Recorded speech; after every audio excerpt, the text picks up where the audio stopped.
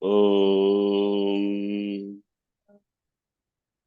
Vakratunda Vakratunda Mahakaya Surya Koti Samaprabha Nirvignam Kurume Deva Sarvakaryeshu Sarvada Saraswati Namastubhyam Varate Kamarupini Vidyarambham Karishyami Siddhir me sada Gurur Brahma Gurur Vishnu Gurur Devo Maheshwaraha Guru Sakshat Param Brahma Tasmai Shri Gurave Namaha Om Sahana Bhavatu Sahana Bhunaktu Saviryan Karavavahe Tejasvinavadhitamastu ma vidvishavahe Om Shanti Shanti Shanti Om Shri Paramatmane Namaha Om Shri Paramatmane Namaha. Atat Chaturtho Dhyayaha Atha Chaturtho Dhyayaha. Shri Bhagavad Vacha. Shri Bhagavan Vacha. So let us read from the shloka number 25. The yajnas, the disciplines which are mentioned from here 25. After Brahmarpanam, Brahma Vihi. Devameva pare yajnam Daivameva Pare Yajnam. yoginah paryupasate Yoginaः Paryupasate. Brahmagnava pare yajnam Brahmagnava Pare Yajnam. yajnenaivopajughvati Yajnenaivopajuhvati. Shrotradirindriyanyanye Shrotradirindriyanyanye. संयमाग्निषु जुह्वति Sanyamagnishu juhvati. शब्दादीन् विषयानन्ये Shabdadin vishayananye. इन्द्रियाग्निषु जुग्वति Indriyagnishu juhvati. सर्वाणीन्द्रियकर्माणि Sarvanindriyakarmani. प्राणकर्माणि चापरे Pranakarmani chapare. आत्मसंयमयोगाग्नौ Atma sanyama yogagno. जुह्वति ज्ञानदीपिते Juhvati jnanadipite. द्रव्ययज्ञास्तपोयज्ञाः Dravya yajnasthapo yajnaha. ज्ञानयज्ञास्तथा परे Jnana yajnastapa yoga sorry yajnastapa.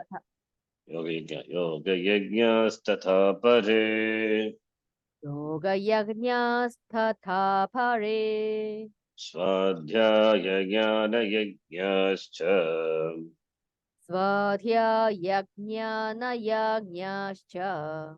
यतयः संशितो व्रताः Yathaya samshitha vrataha. So starting from 25 to up to here, Deva Yajna, then Jnana Yajna, the discipline, then Shama as a discipline, Dhamma as a discipline, Uparama as a discipline. That is 27th shloka. Atma Sanyama Yoga. No, Uparati Uparamaha. Then Dravya Yajna talked about Tapa Yajna, tapas, discipline. And the Yoga Yajna, Ashtanga Yoga Yajna, yoga, all these are discipline. Then Swadhyaya Jnana Yajna, study also. Studying and understanding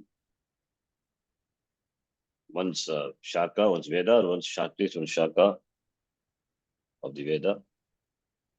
So all these are the Yajna. Now the next Yajna. Next Yajna, Apane Yugati Pranam. Other seekers follow the discipline of Pranayama. So Pranayama Yajna. Or breath control, Pranayama, breath control. One of the 8 limbs of Ashtanga Yoga. So Yama, Niyama,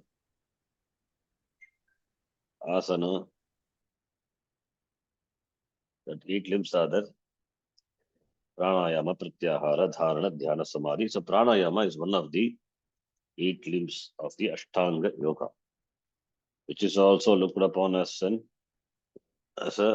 yajna, which we shall see in the following shloka, shloka number 29.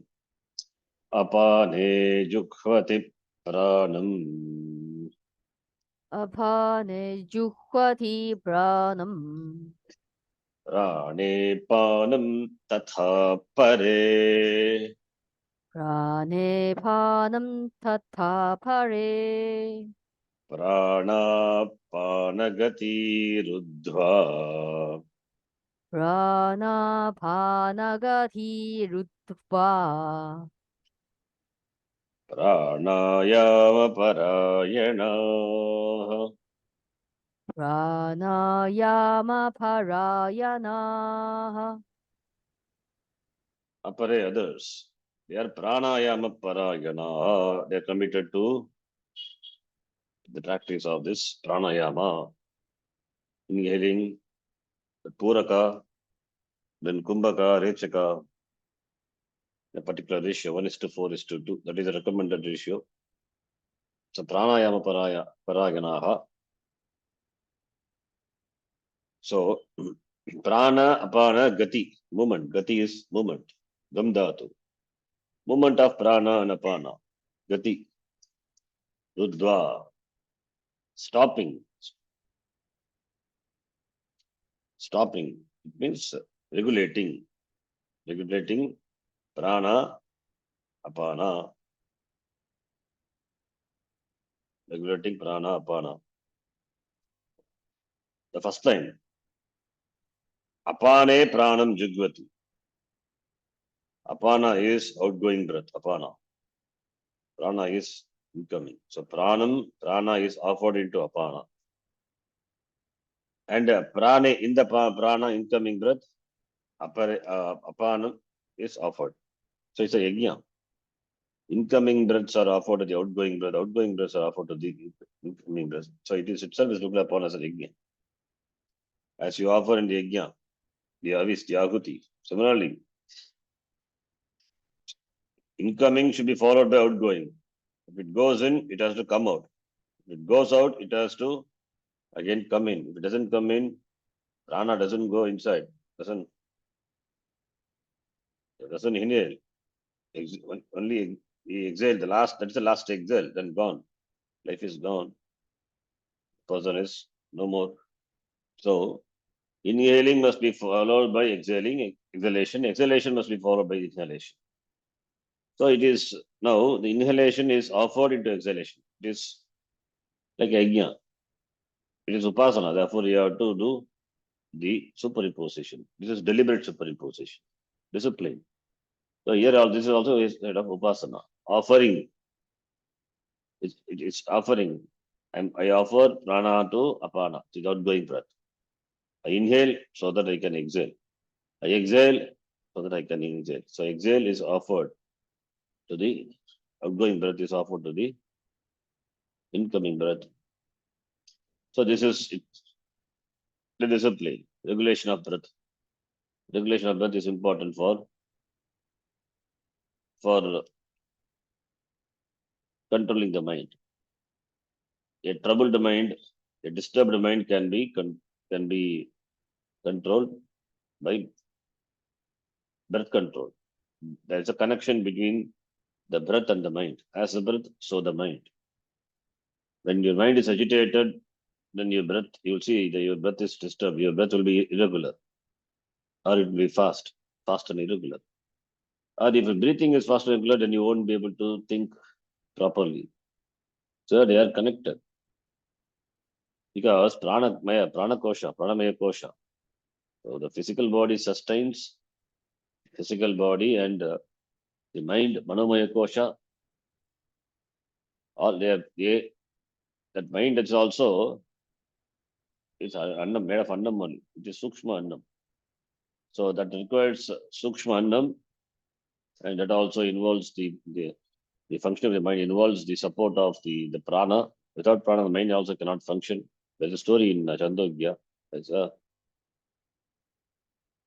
When the person stops eating, his mind slowly ceases to function, ceases to remember things. You would have studied all the Vedas, but you will not remember anything because he has not taken food. Therefore, it is very clear. The annam consumed is not, annam consumed, the nutrition, the minerals, whatever, vitamins, that doesn't only nourish the body, the subtle part of the annam nourishes the mind also. So, the energy required for the functioning of the mind is taken in the subtle form, and prana also. How does prana functions? The prana, which is responsible for the physiological function, that needs energy, that also comes only from the annam, food. So prana and pranamaya kosha, manomaya kosha. So all these koshas or all these functions are integrated, interconnected. So therefore, when the breath is irregular or breath is fast, mind is disturbed. Or when the mind is disturbed, the breath will be irregular. That is why when you are disturbed, they ask you to do pranayama. By pranayama, or when a person is angry, and if he is conscious, if he has some space within himself to do pranayama, his anger will subside. He will not react immediately. But most of them doesn't happen. Where is the space? There is space for looking at oneself at that time. Because kama krodho bhavam vegam sayukta sasuki naraha shaknoti gayavaya sodum praksharira vimokshanat kama krodho bhavam vegam. The force, the intensity of krodha, anger is so much that it overtakes the person. But the one who is able to manage, it's a Sukhi Naraha, Gita. In the Gita itself, Bhagavan says, next chapter, fourth chapter, we will see.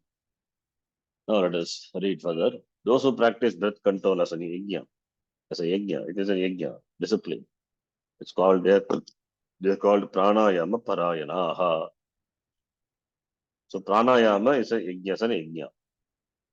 All these are yajna, discipline, not for just for the sake of discipline. It is for the sake of antakarana shuddhi. Antakarana shuddhi for jnanam. So there is a connection. There are people for whom pranayama is the param ayanam practice, ultimate end. Ayanam param pranayama, ultimate end. The primary end for such people is a practice of pranayama. In other words, they are committed to this practice for the time being. In the word pranayama, prana means breath, ayama means discipline. So the discipline of breath control is called pranayama. So pranayama, parayana, they are committed. So the word prana has got several meanings, all of which imply living or breathing in one sense or another. Prana. Prana is responsible for the physiological functioning of the body. So therefore, with prana as the paramayanam, the ultimate purpose, people they practice pranayama. The ultimate end is pranayama, not just pranayama for the sake. It is for mastery over the mind, actually. Mastery over the mind. It's all for mind management. Mind management and, of course, body also. Mind and body, both. Life itself is called prana. Sometimes prana is used to refer to metabolic activity or the entire physiological activity. Pancha prana, prana, vyana, udana, samana, prana, apana, vyana, udana, samana, pancha prana. There are some sub pranas are also is there. There's some prana.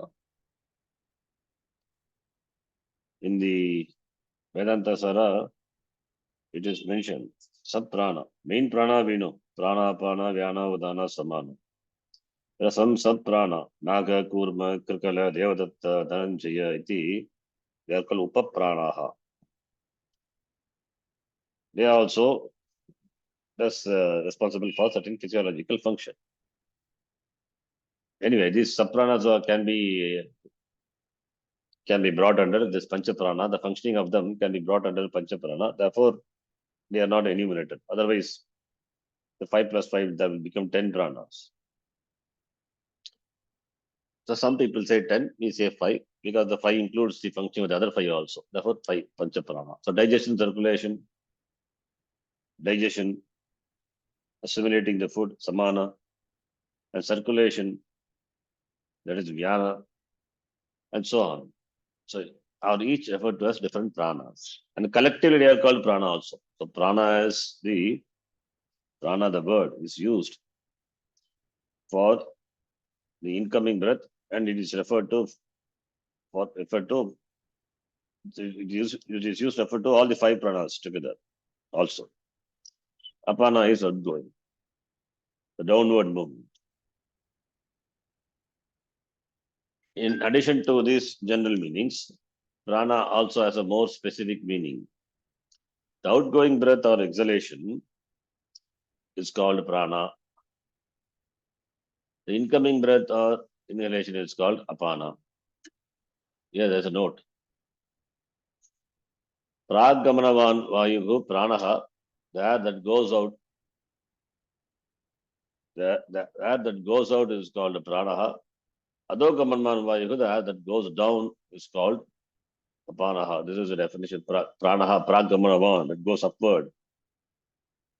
And adhogamanavan, that goes downward. That goes down means goes in. It's called prana. That goes out is called prana. Goes in is called apana. Apana has a more general meaning, referring to the system responsible for the elimination of anything that is thrown out of the body. In this verse, the more specific meaning of prana and apana, exhalation and inhalation. Please note, prana is exhalation. I think I said inhalation. Huh? Okay. It is pragamanavan vayuhu. It means which goes outward. So that is prana is exhalation. Shamitam. I think I made my mistake. I interchanged it. Apana is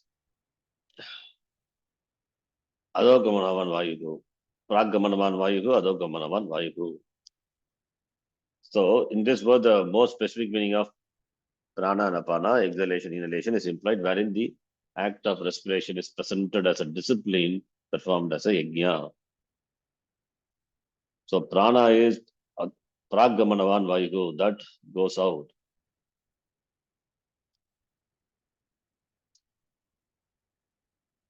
And apana has a more general meaning, that is referred to system for the elimination of anything that is thrown out of the body. Anyway, so outgoing breath, exhalation is called prana, pragamanavan vayuhu, and the incoming breath is called apana. So apana has got another general meaning also, adhogamanavan, that is how the meaning is there. But here, because we are referring to the breath, therefore prana, apana meaning incoming. So therefore, in the shloka here, pranam apane jugvati. Prana is offered to apana. Prana is offered to the apana. Pranam is the outgoing breath. Outgoing breath is offered into the incoming. And apanam prane. Apanam incoming breath. That is offered to the prana outgoing breath. So that is what he said here. Anyway, so you can note that. Prana is outgoing. Pragamanvan Vayu. And Apana is Adhogamanavan Vayu. Adho means it goes inside. Prak means goes up, upward and downward. Upward means it is goes out of the body, goes upward. Downward means it goes inside the body. So inhalation. So you can note that. I think I interchanged in the beginning. Anyway, coming back to this. Inhalation and exhalation as a discipline. Filling the lungs by inhaling the breath. It's called Puraka. The name Puraka, the technical word, Puraka, Kumbhaka, Rechaka. And emptying the lungs by exhaling is called Rechaka. One pause between inhalation and exhalation, and again between exhalation and next inhalation. So pause can be done between inhalation, that is inhalation and exhalation, that is Kumbhaka. Bahir Kumbhaka or Antar Kumbhaka, that is once exhaling is done, Kumbhaka can be done, or inhaling is done, Kumbhaka can be done, retaining, retention, it's the pause. So during these pauses, the air is retained inside the lungs, that is called Kumbhaka. Or if the air is retained in the lungs, or if the air is it's not breathing, it's not after exhalation, we pause, that is also Kumbhaka. So Kumbhaka is there, it is a stoppage of the process of inhalation and exhalation. So each of these activities is a discipline that can be followed consciously. And when they are followed deliberately and consciously, varying the duration of each according to the type of pranayama, the pranayama itself becomes a yajna. The general ratio of this Puraka, Kumbhaka, and Rechaka is 1:4:2. One, if you inhale for 1 second, 4 seconds it should be withheld, and 2 seconds should be exhaling should be done. So 1:4:2, the ratio.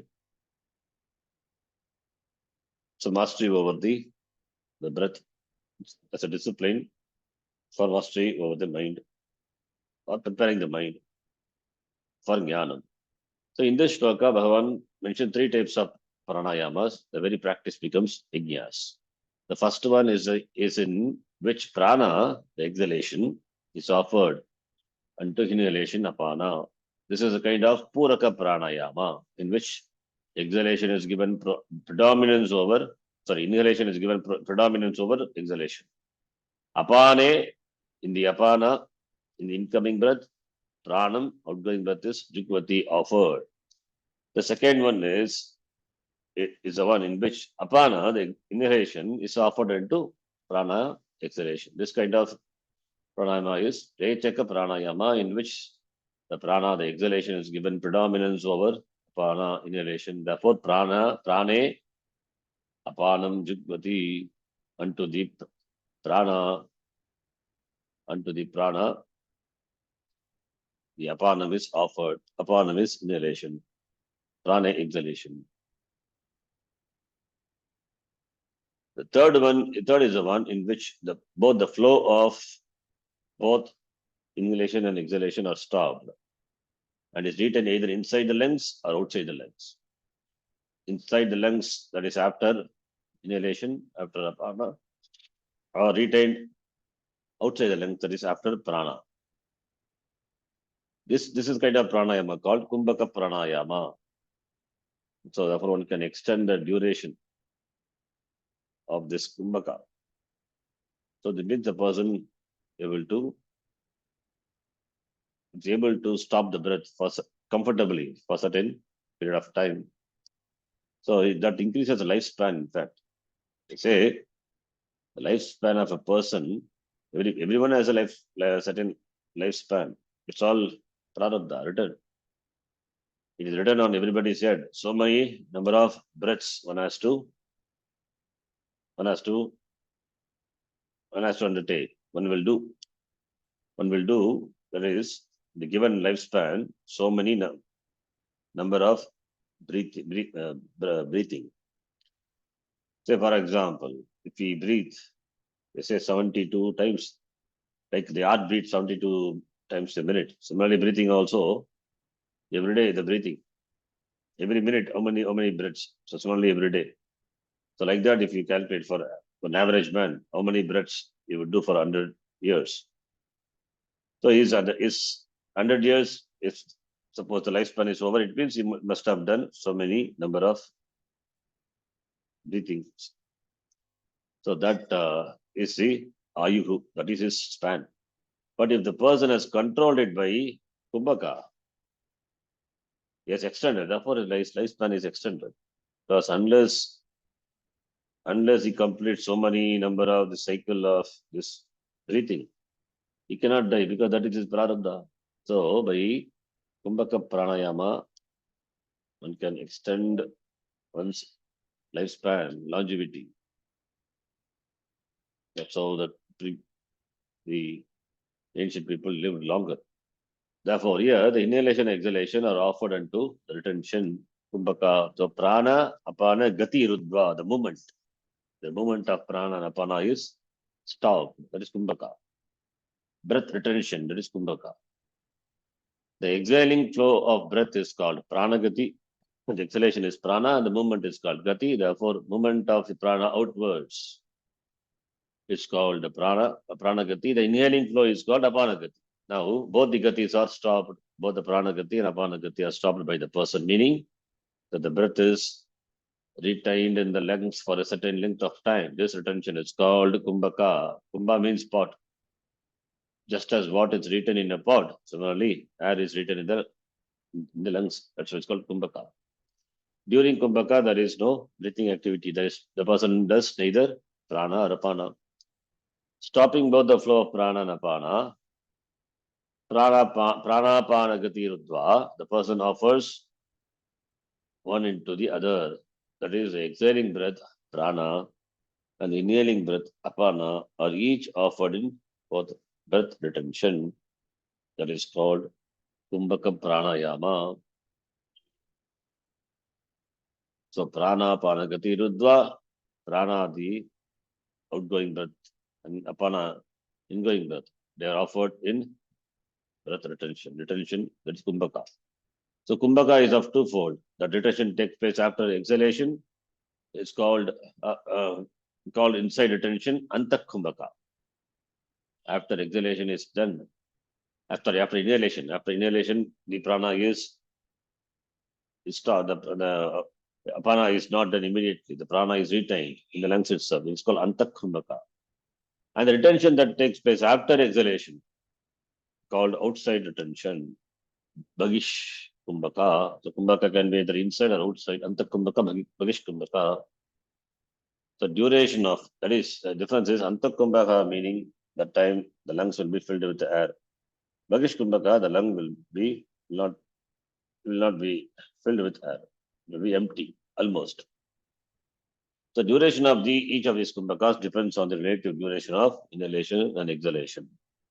Because the person practicing pranayama is carefully measuring the breath, he or she doesn't cut short any of these three disciplines: inhalation, retention, or exhalation.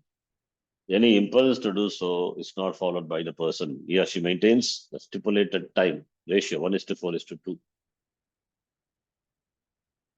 In the beginning, it's difficult, but slowly comes by practice, the ratio.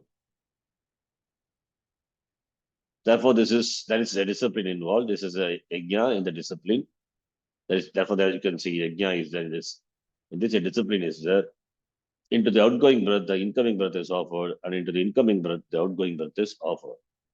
This then is what we call the practice of breath control, pranayama abhyasa, performed as a yajna, pranayama yajna, pranayama parayanaha, by the one who are committed to this discipline.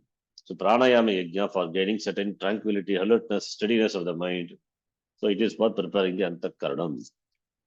What is the connection between the two? That is said in the next heading. We'll read that also. Pranayama and a steady mind. The logic here is very simple. By converting the involuntary action of breathing into a voluntary action, you become alert. You come back to yourself. All you do is breathe. But by breathing deliberately, there's a certain discipline involved. A discipline which helps you get a steady mind. When this is the end in view, the discipline becomes yajna. And because there's a prayer involved, and there's antakarana shuddhi as well. Pranayama, generally, it is done during every ritual, before the ritual and during the ritual and at the end of the ritual, immediately after Achamanam, it is done pranayama. So it is for Antakarana Shuddhi. It's a discipline for Antakarana Shuddhi, preparing the mind, studying the mind. So nothing purifies the mind like the prayer. So Antakarana Shuddhi. Therefore, when pranayama is done, the time Gayatri or some japa mantra is chanted. So that's a prayer. Nothing purifies the mind like prayer. Thus, the seekers have Antakarana Shuddhi and also steadiness of the mind because of the discipline. And that is required for Jnanam. So, therefore, as a discipline, this pranayama exercise is much useful for the seekers. Therefore, some follow apare pranayama parayanaha iti. So, having presented the discipline of breath control in this way, then Krishna, Bhagavan Krishna, he mentioned the verse, the discipline in eating. Eating, that also as a yajna. And also later also it's going to come eating Vittahara Viharasi Cheshtasi Karmos in 6th chapter. We'll see. Now, here there is a restriction, there is a discipline in consumption that we will see tomorrow, 30th shloka. Om Purnamadav Purnamidam Purnat Purnamudachyate Purnasya Purnamadaya Purnameva Vashishyate Om Shanti Shanti Harihi Om Shri Gurubhyo Namaha Harihi Om Dhanyavadaha